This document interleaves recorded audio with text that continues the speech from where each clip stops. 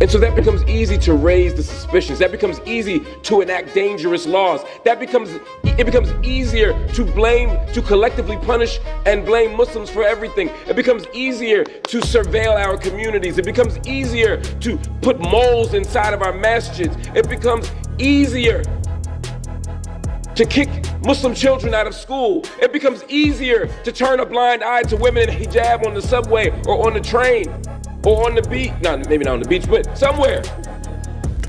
Hey, bars right there.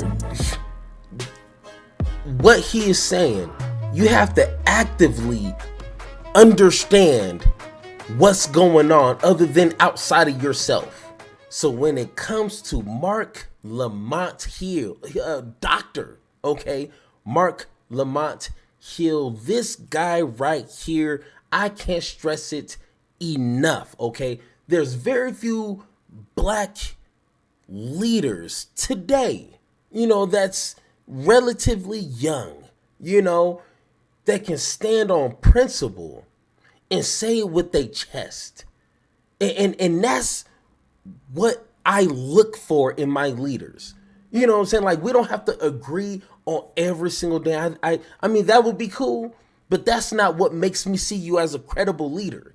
You know what I'm saying? Like, if you can stand on the principles that is the foundation that every human being can agree on, that's rare. And it's kind of weird. Like, what we're going to get into is really basic when you break it down. But within this political arena that we're in, like, it clouds the judgment of people. And people can't either be honest or see the humanity in people or just love themselves at some certain extent. Like it clouds all of that. So every once in a while, like, you'll find individuals that can just stand on principle because it's the right thing to do. Not the political savvy thing that's gonna score me some points or score, my political affiliation some points. No. This is what human beings need, and I'm gonna stand on that. And if 9 times out of 10, it's not gonna be the sexy thing to say. It's not gonna be the cool thing to say. It's not gonna get you clicks. It's not gonna get you likes. But it's what needs to be said. And to quote James Baldwin, yes, I almost forgot. He said, to be a Negro in this country and to be relatively conscious is to be in a rage almost all the time. One of my favorite quotes. And what that means, like, to be conscious, it's not just something that you're born with. To a certain extent, you have to educate yourself. To be conscious, to be woke of your surroundings and the institutions and the structures that we have to operate in on a day-to-day basis, that takes education. What did Angela Davis say? Do some reading. I ain't gonna tell you, hey, I don't have it in front of me, but hey, do some reading. Education leads to liberation. And that's why Republicans, probably some Democrats too, don't want you educated to a certain extent, because then you're gonna start asking questions. And once you start getting some answers or no answers, then you're gonna be upset. Then you're gonna start telling other people.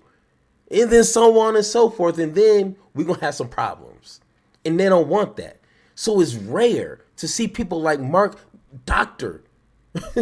Marc Lamont Hill stand on business. And I will highlight that every single time. Because there's enough idiots out there sucking up all the views and the attention. And they're saying all these words that mean nothing. At the end of the day, it's sugar and candy and fats and sugar. That's it. That's all they're giving people. And you wonder why intellectually they're skin and bones. Yeah, nothing up here. But every once in a while, you'll have people giving you what you need. That protein, that creatine, to put some weight on you. Your vegetables. I know a lot of grown folks ain't eating vegetables, not just the kids. But once again, let's go ahead I'm going to, if I don't remember, I apologize. Let me know in the comments. I will link. I mean, if you're not subscribed to Marc Lamont Hill, I mean, go ahead, do that. I don't know what you're doing with your life. Go ahead and do that. I will try to remember to post this video into the description so you guys can watch the entire thing. I'm not going to spoil it for them. This was 4 days ago, so I gave it a little breathing room. You know what I'm saying? But I'm going to be hitting on three main kind of parts in this presentation that it needs to be talked about. You know what I'm saying? So, once again, if you guys want to watch the whole thing without me interrupting, go ahead and do that after this. After this. All right, let's take a listen. Refugees were not allowed into this country.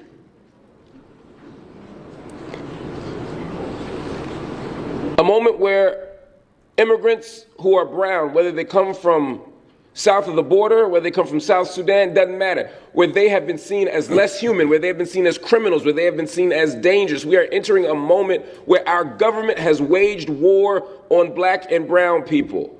A nation that has waged war on South Asian and Arab brothers and sisters. And to them, to be Arab is to be Muslim. To be South Asian is to be Muslim. To them, all of us are targeted. All of us are under attack. We are at a moment where our schools are designing curriculum to write us out of history. They're not just writing black people out of history, although that's the primary target. They're also then writing out the Muslim influence on history. They are writing out the impact of Islam in America. They are writing out the humanity of the Muslim community. And when you write out the humanity of people, when you erase the contributions of a people, when you delete the value of a people, you dehumanize those people. And once you dehumanize those people, it becomes easy to do anything you want to those people. Hey, bars right there. That is straight bars right there. Like, you can just look at American history after slavery, even during slavery, like they made it a point to even scientifically prove that black people were not able to coexist within society with white people. They made it a point to where we couldn't consciously do that. Like, it wasn't in our DNA to be humans and to be civilized. And we're like beasts. We're like nothing more than just animals that kind of look like humans. So then, if you truly believe that about a people, then lynching them, putting them into chains and slavery, it's an easier thing to do. So can you imagine that trying to be done today? What would you have to do? And like he said, like Mark said, it starts with erasing history, doing that the best way you can. It's not going to be an overnight thing, but soon enough, what did black people do? Oh, nothing really. Hey, come on now. That's why the media becomes so important. Every single day, as American citizens, as viewers, I don't care what channel you watch, although you should watch Al Jazeera on Fridays, up front.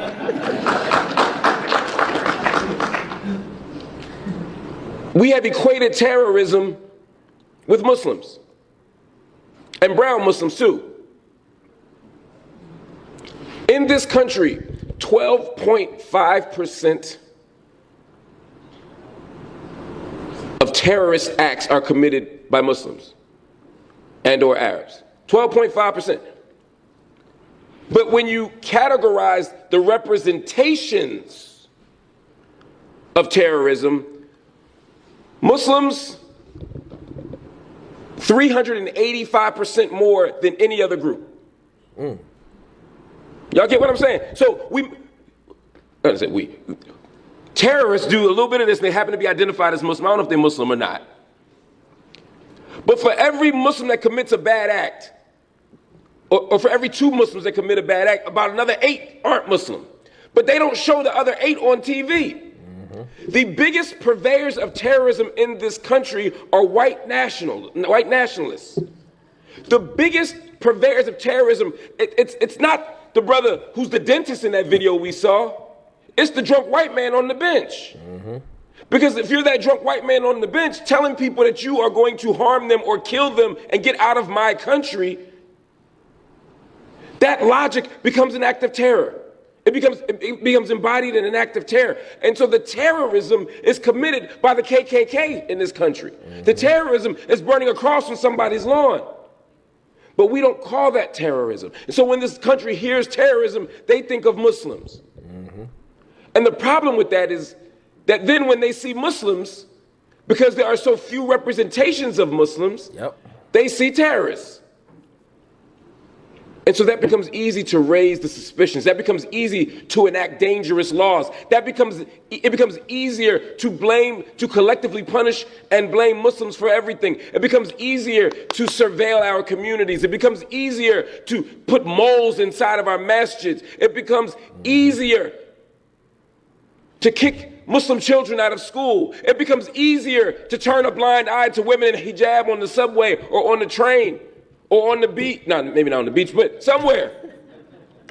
Hey, bars right there. What he is saying, you have to actively understand what's going on other than outside of yourself. Like if all that you're going off of is what I see and what has happened to me, and if you're blessed and privileged to not have gone through anything, well, cool, congratulations. You know what I'm saying? But other people experience this. And I'm not Muslim myself. You know, I'm pretty sure people don't look at me and just say, oh, he's a Muslim. So it's like, I don't know what that feels like in the moment, being marginalized and treated as such. But I am black. And I've had my moments, and it's like, oh, if I don't like that for my people, I can just imagine Muslims throughout the world really are going through the same type of treatment black folks go through. You know what I'm saying? Like of course, you know, it varies, you know, here and there, whatever, but you understand the gist of it, you know. But let's go to the next point here. We got to go to 9 minutes. Once again, guys, if you want to watch this whole thing, go to his channel. I saw an interview with your president, Joseph Robinette Biden.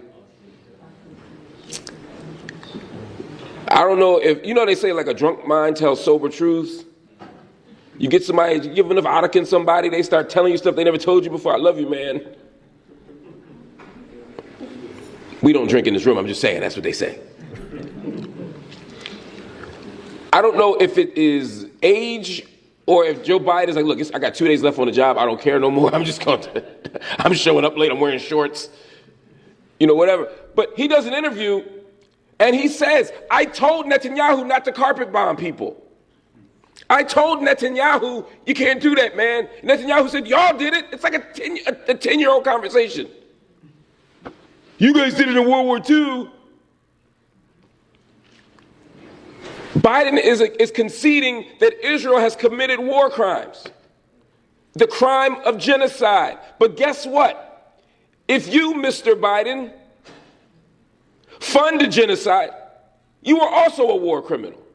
If you support a war crime knowingly, you are also a war criminal. It is not just a crime to commit genocide. We have a duty to prevent all acts of genocide. Why am I saying this? I'm saying that we are in a country that is endorsing the death of people all around the world, and that's the Democrats. And some of us in this room, like our Muslim brothers and sisters in Michigan, said, well, we can't do that. We can't in good conscience vote for this person, so we're going to vote for that person. But what you really said is, we ain't going to vote for this warmonger. We're going to vote for that.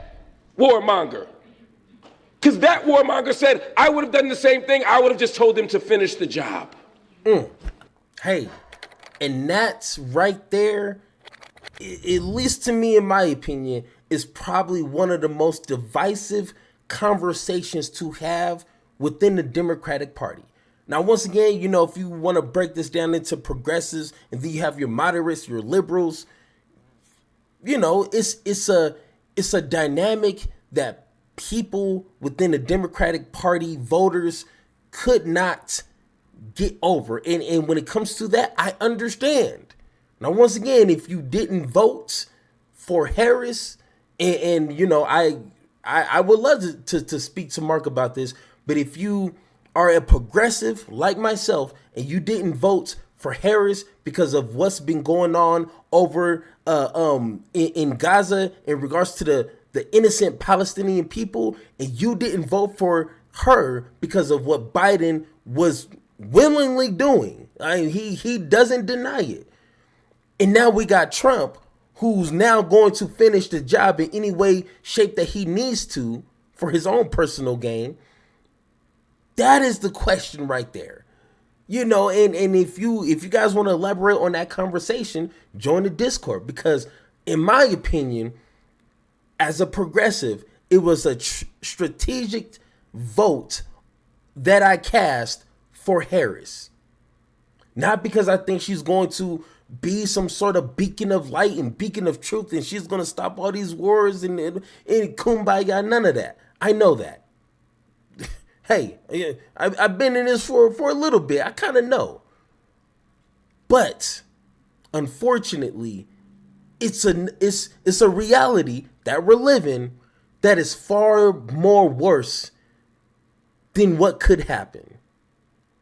So, but once again, when it comes to Joe Biden and liberals, they don't have clean hands. And that I do understand. So, yeah, once again, hey, speaking that truth, it hit me too. You know what I'm saying? Not anybody who is listening is going to have to struggle with something. And that's what I like. So please, family, I'm telling you this because I need you to understand that we are not leaving a danger zone. We are not entering safety. We have not changed directions. We have only changed drivers. And so I need you to stay alert. I need you to stay sharp. I need us to stay engaged. Because alhamdulillah, we have entered a moment of ceasefire. Allegedly. But it hasn't happened yet. And since the ceasefire was announced, at least based on the last data I saw, and I'm sure it's been more now, 85 Palestinians have been killed since the ceasefire. Netanyahu said today that the ceasefire holds for the first phase, but they reserve the right to strike again in phase 2. What kind of ceasefire is this? And to add upon that, and I wish I would have gathered my notes when I first heard this, but there was an incident that happened where I believe some Palestinian people were going back home and some Israeli soldiers were still at their post. And, you know, according to the Israel government or media, they saying that, you know, they were being provoked and all this crazy stuff, and they killed people. And the numbers, once again, I hope this is based off memory. It was up to, he said 85. It was 95 when I read it. So once again, this weird ceasefire, which once again, when I made the video about this a week ago, it's a little weird. Like, what ceasefire is like postponed it to like after Sunday. I don't know. It was weird, but hey, that's the time we're living in. But it's not just Palestine. It's not just Gaza. Although we must also think about the West Bank. All right, let's go to 14 minutes here. Just a few minutes here. Say, okay. To quote another great philosopher, Usher Raymond, watch this. That's what activism is. That's what organizing is marching and chanting and sitting in. It doesn't fix the problem, but it puts a spotlight on the problem, which then allows us to organize in such a way that we can fix the problem. I grew up poor. We had roaches. Anybody here have roaches? Ever have roaches growing up? Y'all too, okay, y'all know, you dignified people, you can do your little hand here, I know. I see y'all. The thing about roaches is, they do whatever they want in your house. When the lights are off, roaches will eat your food, they will rearrange your furniture, they will DVR Abbott Element, they will do whatever they want in your house when the lights are off. But when you flick the light on, what do? They scatter. The work that we must do is to keep a constant light on those people. Yep. We are the light. Y'all can guess who the roaches are. I don't want to be on tape calling people roaches. Hey, once again, it's a really simple concept, and I just love that part right there. And that feels, once again, speaks to me directly. You know what I'm saying? With this YouTube channel that I got, and some pretty interesting things I got down the future. That is my job, is to keep that light on these politicians, Republican, Democrats, progressives, anybody in between. I don't care who they are, from the Bernie Sanders all the way to the Donald Trumps and everybody in between. Everybody needs to be held, here's the word, you ready for it? Accountable. Transparency and accountability are two important things here, and that lacks throughout every administration and throughout every main media platform. It doesn't happen. Fox News don't care about accountability when it comes to Republicans, and institutions like CNN use like children gloves. You know what I'm saying? So that right there is important, and we're gonna leave it at that. Once again, when it comes to Black people and principles, you know what I'm saying? Now once again, what Marc Lamont said, resonates with all kind of people. But I want to speak to Black people right now. We need to have standards. We need to have principles. Because if you don't have that for our people, then just this past week, we had that pastor speaking at the end of Trump's event. We had Snoop, we had Nelly, and it's a whole countless of other people that are willing to say and support these roaches. You know what I'm saying? And that's not going to help the cause, because as of right now, as we've seen, Trump is trying to roll back civil rights laws. and who is going to get the short end of that stick? Hey, you guessed it. People that look like this. You know what I'm saying? So it's like, we need to hold accountable our own people. We need to have standards. We need to have principles. And then once we can do that at home, once we can do that with our people, then we can have a little bit more power to hold other people accountable. But that's just my opinion. But once again, guys, if you agree or disagree with anything I said in this video, let me know in the comments down below, or hit that Discord button so me and you can have that one-on-one talk. And like always, let's have that conversation.